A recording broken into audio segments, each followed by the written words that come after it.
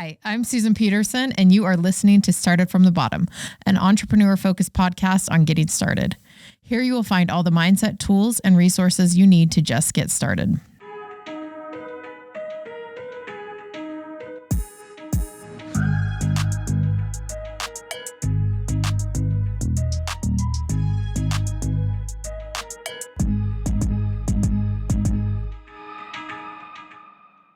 Do I have a podcast? Yeah. No, I just like being on other people. Okay, you got to bring it right here. It's got to be touching your lips. Touching my mouth? Mm-hmm. Otherwise, it starts to buzz. This is so intimate. Yep.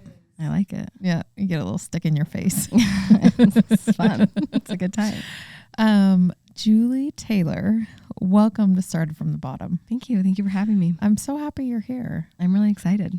Julie, how did you get started? You know, I don't think there's a beginning or an end to anything. And I think time is relative and everything is fake. So, like, let's go. Should we go existential? Should we just go. do that real quick? Let's do it. I just don't, like, when did it start? I don't know. There's no beginning. We just all were doing this from forever. Right. So When did you start writing copy? I started writing freelance in like 10 years ago.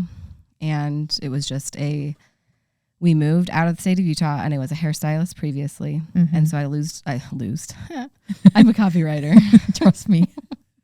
Trust me, guys. I lost my hair license because Okay. we moved out of state. Uh-huh. And I started staying home with my 3 kids because I lost my license. And I was like, well, I'm just going to try this. So I started just applying for freelance writing jobs and just started doing that. You weren't a writer prior to? I've always been a writer in my soul, but that's like not what I went to school for. And I had no previous like training or experience. Are you serious right now? Yeah, I majored in exercise science and went to hair school. I was pre-med and hair school. Wow. And writing was just something that I like to do. And so when I was at home with my kids, but needed to do something, it's like, well, I really like doing this. And I'd been writing like my own Instagram captions for a few years, and that was a good time. That's like, what are your qualifications? Instagram. Have you seen my captions? They're great. They're so good. And so you started doing that. You guys were living in Connecticut? We lived in Ohio then. Ohio. Mm-hmm. Uh-huh. So I started doing that, and it worked out really well. I got to go to the Whitehouse and have lunch with Michelle Obama for an article. Like, I really just weaseled my way in there. Stop. Tell me about that. I wrote for, we all did that stint with Babble. I love Babble. We all did a stint with Babble. Babble actually kept Freshly Picked alive a little bit because I was able to make money off of some videos that I submitted to them. And I was able to cash flow my business. Thank you, Babble. Yes. I feel like if you talk to any like content creators, we all have Babble in our story. Yeah. If you've been doing it for more than 10 years, Babble is there. Yeah. So I was writing for them really regularly, and they reached out because I was in Ohio. So I was close enough. And they were like, we need writers in proximity to go out to have lunch with Michelle Obama to have this conversation about children's nutrition. And because I had the exercise science background, I went and had lunch with Michelle Obama and Dominique Dawes. Whoa. It was the great. gymnast. The gymnast. How was Michelle? Stunning. Wonderful. Is she as nice as she seems? Yes. It was incredible. She was everything and more. It was really great. Wow. So that's the best bathroom selfie I've ever taken, is the Whitehouse bathroom. Wow. Just because of location. Yeah, it was a great mirror, good wallpaper. Love it.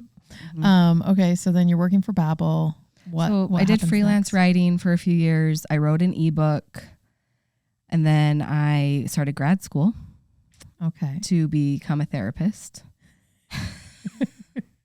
I'm not laughing at you. I just you're laughing with me. Well, yeah, but also like I know Julie now, and I didn't realize you know what though, everyone meanders. I meander more than anyone. I saw a TikTok, and I will share it with you, but this girl goes, one thing about me is I'm a dilly-dally. Yeah. So that's why when you ask me where it started, I'm like, literally where? I reinvent myself every 2 years. I'm starting to run out of material, so I need this one to stick. But I do different things all the time. I went to college, then I did hair, and then I finished college, and then I wanted to write, and then so I went to grad school, and about a year into that, I decided this was not the path for me, and I didn't want to do that. So then we moved to Utah, and I pursued more writing and coaching and creating, and that's what I do now. Putting on large scale events. Yeah. Yeah. Okay. Talk to me about growing up and what Mindy Kaling says, like, how dare you become an entrepreneur? What in your life kind of led you to wanting to do your own thing? I have never liked being told what to do. So if you tell me what to do, I will do the opposite. Oh my gosh. So I don't think that I even have like a love for business as much as a hatred for being told what to do. And so if you hate being told what to do, there's not a lot of options for you. Right. And so, and I was born that way with good reason. I feel like it's really like helped me. Yeah. That part of me. But I don't like being told what to do, and I love to create. And so I think that combination, I've done a lot of different things as we just recapped, but it's always been from the same place of wanting to create. And do you feel like growing up on a farm influenced like your like work ethic or anything? Yeah, I think so. I think actually though, yes, the work ethic has been great. It has been hard for me to like go against the traditional path because like my family's very traditional and like there's no entrepreneurs in my family. So when you say traditional path, what does that mean inside your family? Like you graduate, you go get your 4-year degree, and then you do a non-risky job. So you don't do anything in the arts. That's why I didn't study writing, because writing's risky. But hairdressing's not? No, this is sad. I love my parents now. We're in a good place. They didn't talk to me for 6 months when I went to hair school. When I dropped out of college to go to hair school, they did not speak to me for 6 months because they were so disappointed in me. Wow. So, but we're great now. I did all their hair. I was very good at hairstyling. Dare you become a hairstylist? How dare I? That was like, no, literally, that was so against like the norm in my family. So is it like teacher or nurse kind of thing? Yeah, just like, yeah, which is funny because what in the heck do you do with exercise science? Absolutely nothing. But because it was like a hard science, it was acceptable. But like no photography, no art, no. So then when I dropped out, I became a hairstylist, and then my hair money is what my husband has a PhD. So Ryan's acceptable. Oh, he's their dream. Yes, because he's a rocket scientist. He's a PhD rocket scientist. Literal. Yeah, they like him more than me. But that's like same, Julie. So after in my family. But that was after, and that's why, I mean, my parents have since like apologized, and they were just like, our dream was for you to do it our way, but that's not what was best for you, And so we've had a good come to Jesus together about that. But I think that was the first example in my life of being courageous enough to do something against the grain, and then realizing how much it paid off, because I made more money doing hair and getting us through those college years doing hair than I would have made doing anything else, Right. So going against, gosh, you are a little rebel, aren't you? I mean, I'm the most, I do double lives, right? So like, I'll do everything that's asked of me, but I will also have my secret life where I do everything that I want. Is it always a secret? I feel like it's no more. No, I've claimed it now. But like in high school, total double life. I was like honor society, president of the honor society, straight A's, and also doing all kinds of shady stuff. Well, at least you were getting your homework done. Yeah, I did. It was great. Yeah. It was great. You were dual tracking. Yeah. Yes. It just was expanding my skill sets. And so tell me about the farm you grew up on. Was it a working farm? No, so it was a retired dairy farm. So we moved there. My dad grew up on that farm, but then they lived in St. Louis. My family lived in St. Louis for 20 years. So I was 11 when we moved back here to move to the farm, and it was retired at the time. So we have since kind of rebooted it, and we do our own just hobby farming for my family. But is it dairy farm still? Beef. Dairy is so hard. I know a bunch of dairy farmers, and it is nonstop. Yeah, beef is much easier. Right. You can leave the farm for a day or two. Well, yeah, because they're free range all summer. And then in the winter, someone just has to go feed them once a day. And so it's really not a lot. But so my husband and I moved back from Connecticut to kind of help with the farm, because now there is stuff, and I'm the youngest. And so I'm going to help take care of my parents and all that. Oh, really? Yeah. I'm so loving. Can't you tell? I know. Well, I'm the middle, but I've taken on that role. So I think it's just, I always say it's because I'm the youngest, but I think it really just falls on the kid who it falls on. Yeah. Yeah. Like both my sisters moved away. One of my brothers moved away. my other brother, my other sister who live here are like doing their own thing. Mm-hmm. And I'm making sure my parents are home in bed by midnight. Yeah, that's what we're doing here. Like I literally track them. They'll be in Salt Lake at 11:30 and I'm like, what are you doing? Where are you doing? You going to go home? Yes, Dad, you have cataracts. Not anymore. He just got the surgery. But you have no business driving after sunset. No, we got to keep them safe. Nothing good happens after midnight. No. Russell After May. 7 p.m. when you're over 65. Yeah, get yourself home and get to bed. Get home. Yeah. So yeah, but no, the work ethic for sure. And I think that's where like I actually like really love like working, like manual labor but just working in general. I just really like to work. Yeah, you're kind of a machine in that way, I think. That's what's fun to me. You know what I've noticed with a lot of creative people is they almost need a finisher. Oh, for sure. Like they can like start a ton of projects, get pretty far in a bunch of projects, but they actually need someone to come in and like clean it up and finish it. Yeah. And you kind of do the full arc of the creative process, I've noticed. Like you love to start a bunch of projects, but you're always finishing them. Yeah, I do I think because of the background of like working for other people and freelancing and being responsible for the back end, but also loving to create and handling the vision and the ideas. I like both things. So, but when I'm carrying the vision, I like to have someone else be the executor. And when someone else is carrying the vision, I'm happy to be kind of the executor and the back end. Yeah, it's so important. If you're a creative person and if you if you're finding yourself not being able to finish stuff, you're so not alone. Mm-hmm. No, like for sure. Literally find a finisher. Yeah. Find someone who likes spreadsheets, give it to them. And some people really do. I'm the same way. I can finish stuff for other people. Yeah. But if I'm starting something, like I have Abby, she's our media manager here. She's the other girl in the room. With really cute hair. With a really cute hair. And, and then I also have another girl, Allie, who makes all the appointments. But between them, I'm able to focus on big picture. Mm-hmm. And then they can do all and the I details. Think there's certain parts of finishing that I like. Like I love writing, so I don't mind getting tied up in the copy, right? Mm-hmm. But spreadsheets, like actual back end, posting things, getting things published, like goodbye. I don't want to do it. Oh. And so I think sometimes that keeps us from doing things because we think it's going to be this job, like we're going to have to do X, Y, and Z. And it's important to remember that some people actually love doing the X, Y, and Z. Like, so let them do that. Find them. Yeah. And if you can't afford to pay them, trade them. Yeah. It works out. Yes, always. What's the scrappiest thing you've ever done? I mean, my favorite scrappy thing that I've done probably is running the coaching business from Chili's. I mean, okay, this is my favorite. This is why I think your life should be a movie. This one story. This is my favorite story you've ever told me. Please share. So I started a coaching business, which that's why I left grad school. I realized the thing that I wanted to do, I wanted to do coaching, not therapy. So I moved into like the coaching space. Not clinical. Not clinical. Yeah. Got it.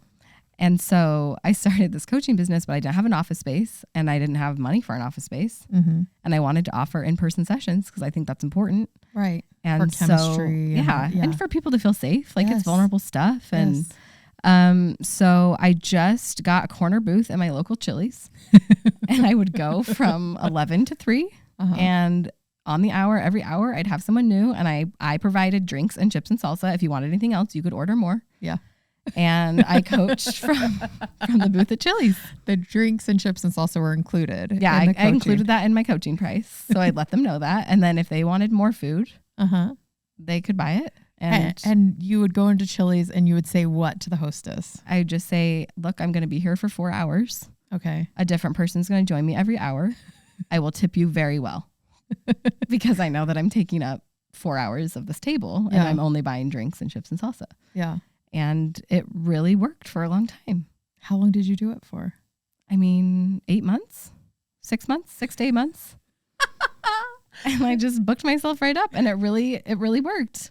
And it launched the next part of what I did. Yeah, it was like a stopgap for you. Yeah, I just needed something. I needed to get this resource out. You can't be stopped by the details. Exactly, though. For real. Yeah, you got to get it out. Don't have an office. Do you have a local Chili's Do you have a local Chili's? or Applebee's? It was winter because then I switched, I evolved to offering like walk and talks. So then I'd meet people at a park and we'd go for a walk.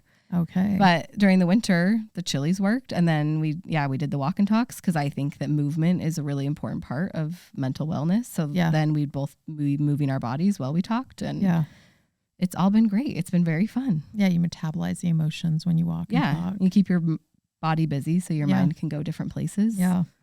So either eat chips and salsa or go for a walk and you're going to get new breakthroughs, I think. Yeah, I mean, I firmly believe that there's not a problem in the world that Chili's chips and salsa can't solve. I agree. And I will not stop. You know, my bar of success is when Chili's sponsors me. That's all I want in life. Do they sponsor anyone right now? They send PR packages. Chili's. I've seen them. They sent a really fun one piece to a few influencers, but not me yet. Do they not realize? In 2021, they followed me for one day and then they unfollowed me. Rude. Yeah. I know, but it's like I won't leave them. But they probably get a new social media manager like every 6 months. I think one day they'll notice me. They'll really know. Yeah. Because Chili's is just, I mean, I have a whole testimony of Chili's. It's a great equalizer. There's something on the menu for everyone, regardless of food restrictions. Yes. Everyone feels comfortable at a Chili's. No one's intimidated to walk into a Chili's. Yeah. But it's a good time. You and I have a boyfriend at the Orem Chili's. Oh my gosh. Yeah, he's hot. The salt shakers. Salt shaker. Mm. Yeah, he's real nice. Yeah. I actually don't know if he's hot or it's like fireman in fire I don't gear. think he's hot, but I think the sexual energy is strong. Yes. Yes. And he's very deliberate in his serving actions. He takes his job very seriously, which I respect. Yeah. We have never run out of Diet Coke when he's in charge of our drinks. Nor chips and salsa. Mm-mm. Yeah. He takes care of us. I feel like we could probably go tonight. There's still time. Okay. So I've really admired how you have faced adversity in your life and just like kept going, risen from the ashes. Like, where do you think that comes from? I think it comes from, thank you. That's a nice thing to say. Say more. Just kidding. I will. I just think it's like anything. There's not another option for me. Like I want to create. I want to do what I'm going to do. And so you can take a break. I take breaks. I go do something else for a minute. But at the end of the day, I want to do what I want to do. And so it's too boring to quit. Oh, I love that. I feel like in the past year, I've noticed like there's been some personal stuff. There's been some family stuff. There's been some professional stuff. You had a baby. Mm-hmm. That's a lot right there. That's just a lot right there. And then you started a new job. Mm-hmm. Like started a new business and a new job. New business and a new job. Yeah. And it's just, you just get up and get going. Like you definitely take your time, but you have like this determination. I think that is really inspiring. When you drop your ego, like I will still go work for people, like because I can go learn and I can help. Right. And so I like to do my own thing. And I also I have enough. I just don't put too much ego in it either. So then the professional stuff, you don't fall too hard when you don't put too much ego in it. Like when I'm interested in things succeeding and learning. And so a failure of any type is just a lesson. And I know that sounds cheesy, but when you don't make it too personal, that really is what it is. So I'm not sitting here like, oh no, it's just kind of like, okay, let's try something else. What would work? What would work? What would work? And I think I do that in my personal life too, I'll take a day and I'll feel really, really down, but then that feels boring and sad. I don't want to feel that way. I don't like feeling that way. And so I do things to change those feelings. And I understand I've been in places in my life with like postpartum and depression and stuff where that's not really an option. So I understand like me just saying like, just make the choice and feel different. That's not. Yeah. Crisis level is totally different. That's different. Yeah. So taking away crisis level, just the bumps and the bruises that you usually get. Just the normal human experience. Yeah. Like being a human we always keep saying that we need to heal from all this trauma. But my friend recently told me, she was like, yeah, being human is traumatic. Like babies come out screaming for a reason because it's traumatic to be a human. Just wormed your way through a 10-centimeter birth hole. And it never stops, really. We're just exposing ourselves to new discomfort all the time and learning how to deal with it. And so to me, it's just kind of exciting. It's like, what else can I learn? How good can I get? how can I feel better? How can I create a reality and a life that feels good to me? Okay. So how do you drop the ego? I mean, I think it's been kicked out of me enough times. Yeah, but like someone who's listening, first of all, let's define the ego. I think when I say ego, I just mean one, feeling too good for things, feeling better than, but also. Which probably comes from an insecure place. Always. Always, yes. Yes. And then two, just making it really personal. Like everything is about you. And I don't really think anything is about you. Okay. So then walk me through the steps of, so if you're listening, I think definitely I did this when I was like starting the podcast. I'm like, oh, I need to be good right out the gate. I need to do this. I need to have this microphone. I need to, like, it needed to feel perfect. And the truth of the matter is when you start something, you have to be bad at it. Yes. But the more successful you get, the harder it is to go back and be a beginner. Exactly. Which I feel like I've built this really successful business. I have a bunch of other successful ventures. My friends are all successful. And so I saw someone today and they're like, I've listened to all your episodes. You're getting better. And I was like, oh no. I was like, thank you. Like that's why I'm actually putting out so much content is so that I can get better quicker. Yeah, for sure. And I think you are setting that example of dropping the ego, right?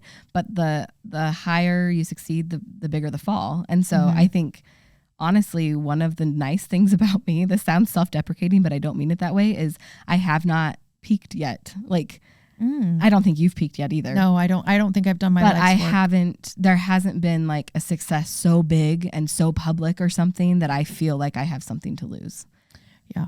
And if people, I also am very intentional about not listening to really good things people say about me and not listening to really bad things people say about me. Yeah. And keep just it neutral. Yeah, try to keep it neutral and then really trust the people that I trust. Yeah, for sure. Yeah, know who you can trust. But I think that's how you just keep going, is just understanding it's really not. We're just gonna keep going. We're just gonna keep going. Okay, you have one of my favorite. You told me one of. I don't know if you made this up or if you heard it somewhere, and if you did, tell me. But you have a saying that it's more fun to believe. It's my favorite. It's my favorite. Where'd that come from? So that actually came from, I've claimed it as my own now because I don't think he even remembers saying it. 100%. So it's mine now. Yes. Julie Taylor. Julie Taylor. It's like in The Office when he's like, you miss 100% of the shots you don't take. Wayne Gretzky by Michael Scott. So I'm a huge St. Louis Cardinals fan. Yes. Because we grew up in St. Louis. And they had an insane World Series win in 2011. And like they came back. It was just like blew everyone's mind. It's still like the most historic like World Series win. And it just looked impossible. And so they're interviewing Tony La Russa, the manager, after. And they said, did you ever think you had a chance? And he said, yeah, I always thought I had. Yeah. And they were like, but you were down by so much. Like, how did you ever think you had a chance? And he was like, oh, I believe. And they're like, there's no way you could have kept believing. Like it just kept replaying how terrible the situation was. And he's like, oh, I believe because it's more fun to believe. And he said that, and it just triggered this thing in me where it was like, you can believe or not believe, the outcome might not change, but what's the better experience? Believing. It's more fun. I like to believe in people. I like to believe in myself. I like to believe that things will work out. And I think, yes, it gets me hurt sometimes because I have been hurt very badly by how openly I trust people. But I'd still rather keep believing in people and learn that lesson over and over again because I don't want to become a skeptic. I don't want to become a critic. I want to believe in people and I want to believe in myself. So I also don't want to criticize myself to death. I want to believe that I can do it. Yeah. I just want to believe in general. And I've applied it to kind of every part of my life. And it is just more fun when I'm believing in myself and others and God. It's better. I feel like it's so true. Like, you know, we have our kids, our relationships, family stuff. And like, you know, like if you hear a bad rumor about someone, it's so much more fun to believe that that's not true than to believe the rumor, try to figure it out, try to do all this stuff. You're just dragging yourself down. And then when you hear the truth, whether it's good or bad, if you've believed the whole time, you don't feel like a sucker. No. And you are such a good example of this. You believe in people and people rise to the occasion. I love believing in people. You are a champion of people. Like the way that you talk about your children and the way that you invest in people, myself included, it makes us rise to what you believe in us. Whereas if you were always doubting us or questioning us, we would not perform the same. But like I have firsthand experienced it, and I've seen people in your life, how you talk about them and the way that you believe in people, it makes people perform at that level. And I think as a leader, that's one of the best qualities that you can have. That didn't come naturally to me. Actually, skepticism really comes naturally to me. I think we have that in common. And I think that's probably why we like this. And so one day I just decided I'm going to be totally delighted by my children. That's what is going to happen. And we don't have crisis level anything in my house.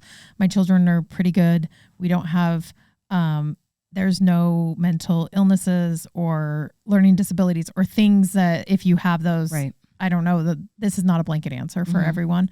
And so, but just being totally delighted by them, it changed our relationship overnight, almost overnight. And I applied that to my mom, and I applied that to my marriage, and just everything started blossoming in this really cool way. It really brings out the best in people, and it creates a different experience for you and the relationship. Yeah. And it's really an abundance mindset at the end of the day. Yeah. Like, just like you're good. And everyone is good. Absolutely. Everyone. And everyone's got it in them. Okay. I love that. What is one lesson you learned early on in your career that is still true today? I think that you never know what's next. Tell me more. Well, we've been through my history, but I used to kind of obsess with the path. Like this thing was going to lead to this thing, was going to lead to this thing. And the way to get from A to Z was on this path.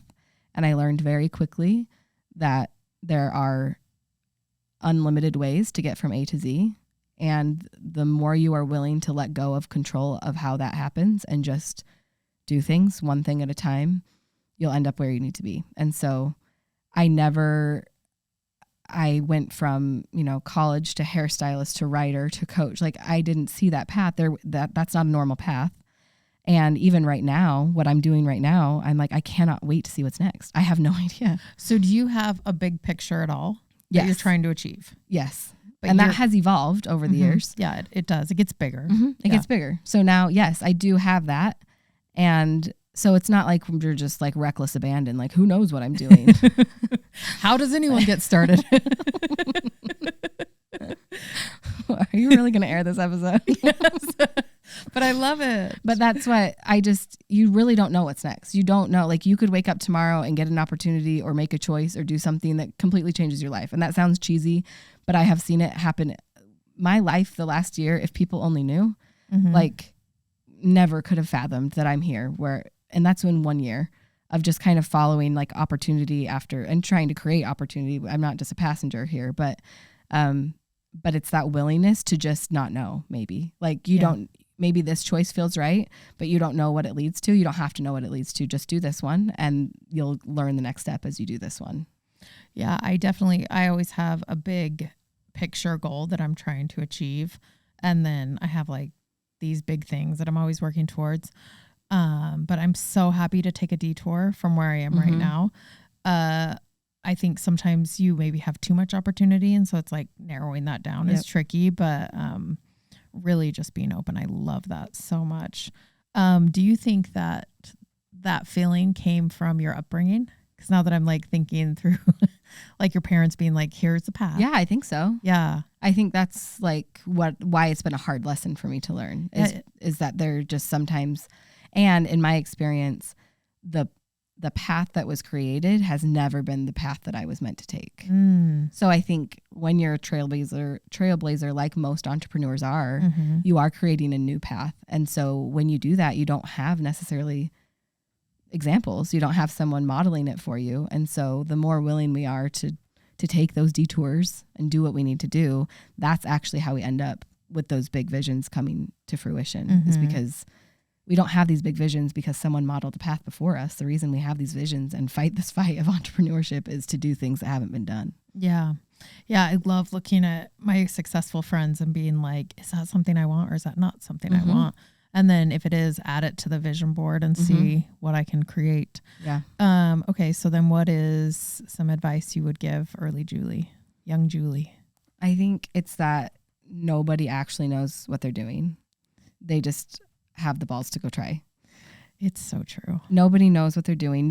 So if you're sitting here waiting because you think someone knows more than you or is better than you, stay curious, be humble, learn and grow. Like, I'm not saying that I don't have any more to learn or to change or to do, but the only difference between me and the people who have what I wanted were that they were willing to go do it. Yeah, get some guts. And figure it out. And so now I just take opportunity and I reverse engineer it. So no matter what you ask me to do, I'm like, absolutely yes. And then I go Google and I figure out how to do it. For sure. I wasn't a trained writer. The first copywriting jobs I got, I had to go Google what copywriting was. I didn't know. And I had a contract. And then I figured it out. And so just take the opportunity, reverse engineer it. You'll figure it out. They don't know more than you. You're fine. Exactly. Unless lawyer, doctor. Well, there's always the exception. My husband's a rocket scientist. He probably had to learn some math for that, right? But a little bit of chemistry. A little bit of things going on, but for the rest of us. But it is so true. I've learned that at every stage of business I get to, I'm like, literally no one knows what they're doing. No, and that's why I know people love to claim imposter syndrome. I'm like, don't let these labels stop you from doing stuff. If you feel like you deserve to be where you are, you probably have some issues that you need to go get worked out. The people who think that they earn the glory and that they are that's not, I don't know, in my experience or thoughts, my opinion, I guess, is we all feel like imposters, but you got to claim who you are and then do it. You decide who you are and you start acting like that before maybe you are there even. But that's always been my, if Taylor Swift, I'm sure Taylor Swift is at least a little bit nervous right now about showing up and not disappointing this demand of this tour, right? Yeah, I mean. And if she didn't have any nerves or any hesitations, we would wonder if she was a psychopath. Right. And probably a little worried. When this airs, we'll know what happened with Ticketmaster. Did they have to go before Congress? I don't know. Did Taylor save their butt too? I don't know. I don't think she'd save them. Oh, it's a mess. And I bet everyone there is nervous. It's a bad day for them, for sure. Yeah, for sure.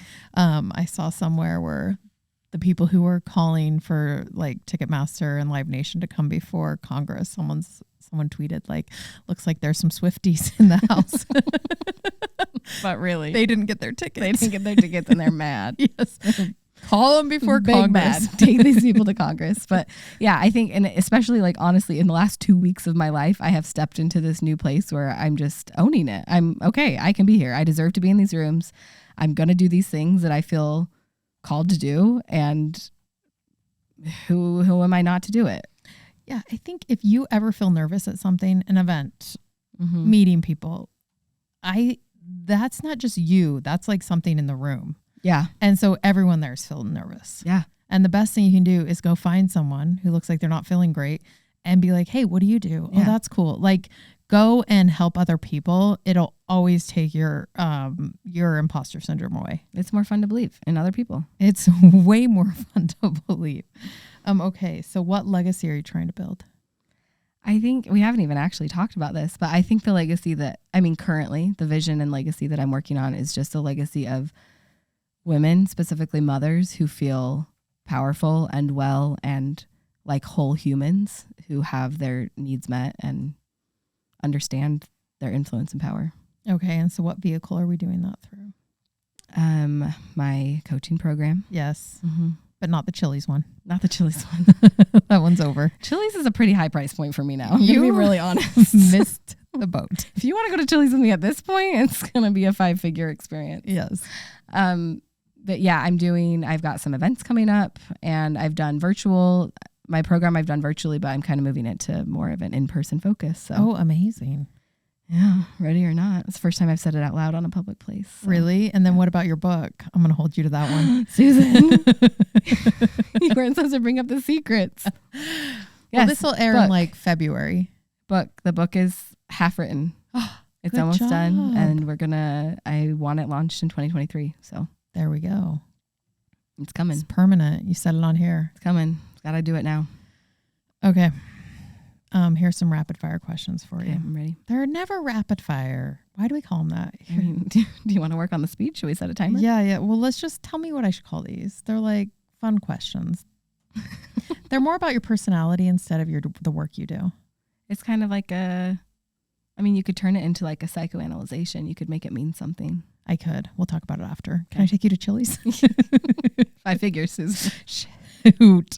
Okay. What's your favorite freshly picked item? Of the moment or Yes. overall? Either. I mean, overall, Park Pack. Okay. Love it. Of the moment, it's the shoes because they're the only shoes that toddlers can't rip off their feet. Only ones. We love it. We love a control freak mom, queen. Okay, it's it's stressful when you lose shoes everywhere. It is true. It's true. They got to keep shoes on. It's cold Yes. outside. Yes, and she looks cuter with shoes. I'm absolutely a control freak though. That's fine. Breakfast or dinner? Dinner. Really? I don't want to eat in the morning. I didn't know that about you. Yeah. What's your favorite thing for dinner? Chili's. Honey Chipotle chicken crispers. This is such a part of your brand that Chili's if Chili's should really does be not sponsoring this sponsor episode. you, I think you should reach out. at least the office ladies should be sponsoring this episode. At least. At least. Very least. Pam. What is your favorite thing that Sophie does right now? So Sophie is She's one. she's one. Mhm. Yes. My favorite thing she does currently is she requires a to-go box. Like she'll be eating at home. And even when she's done, when you go to take her out of her high chair, she frantically gathers as much food as she can to take it with her. She just always has to take a snack with her. And I respect it. She's a to-go box girly. Yeah. So even at home, like she'll be done. She'll ask to get out of her chair and then you go lift her and she just frantically grabs as much food in her hands as she can to take with her. It's so, I can't even imagine. I bet it's so fun to have a 1-year-old and then how old's your oldest? 12? 12. Well, he turns 12 next week. So I've got 12, 9, and 7. And then this 1-year-old. It's such a good time. Yeah. Like she got mad the other day and we're just so delighted. It's not stressful. Toddlers are only delightful at this point. Just so sweet. She was so mad and it was just so cute. You just laughed at her. Yeah, I did. My family hates me because when they get mad, I laugh at them. Mm-hmm. I think it's a healthy reaction, to be honest. It is. Or when people cry to me, a lot of times I laugh. That's not healthy. You've not laughed at me. When my sisters cry to me. Okay, well, yeah. Yeah. That's, They hate it. I have to crack a joke often. I do too. I got to lighten the mood. I do it to Hattie. She calls and yells at my sisters about me. They have it's a very healthy thing. Yeah. We got to get it out somewhere. Yes. Early bird or night owl? Early bird. Okay. I go to bed by 9 p.m. I know that about you. You're in bed. I'm in bed by 9, yeah. With my phone on Do Not Disturb. You cannot contact me after 9 p.m. Yeah. Sometimes we'll Marco Polo late, Mm-hmm. but there's no expectation for a return. I can't handle the polo. expectation. No, if no you give me an expectation. expectation, I will leave. Really? Buck the trend, Julie's not doing it. Online shopping or in person? Online, because I like to be in my bed. Mm-hmm. But I recently went to a store, and it had been quite a while, and I was like, wow, this is fun to see things in person. I went to the mall today. How was it? It was actually fine. The part I hate about the mall, I'm going to tell you, a shopping experience. I don't know what this is. I hate watching a salesperson check me out. It is the most painful experience in my life. I agree. What is that? It's just slow. All of a sudden I have to pee. Mm-hmm. I'm hot. I'm sweating. I'm Yes. always sweating. I'm sweating. I'm always sweating. And watching them do their job is sometimes the most awkward thing in the world. Because they can't find the security tag and then they can't fold it to get in the right bag. And I'm not criticizing them. They're doing a great job. It's a me problem, but I'm the same way. I just get very antsy. I think my tolerance for watching because checking out online is like, unless I can like do Shop Pay, Amazon, or if there's Apple Pay. I'll bail if there's too many steps. Yes. If I have to put in my credit card number, out. Yeah. Done. So in-person shopping is fun to actually see the things. Mhm. And I like the instant gratification of it. Like now it's mine. Yeah. But looking for my size, like No. I don't think it's it for me anymore. No. And actually, if Chris and I do a big shopping trip together, he sends me away because he's so happy to talk to the person and tell him about his day and like all this stuff. And I'm like, put the product in You know the what? bag. I've never realized that, but Ryan also sends me away. I go wander and he finishes the checkout. transaction. Yeah. See, we need finishers. I need a finisher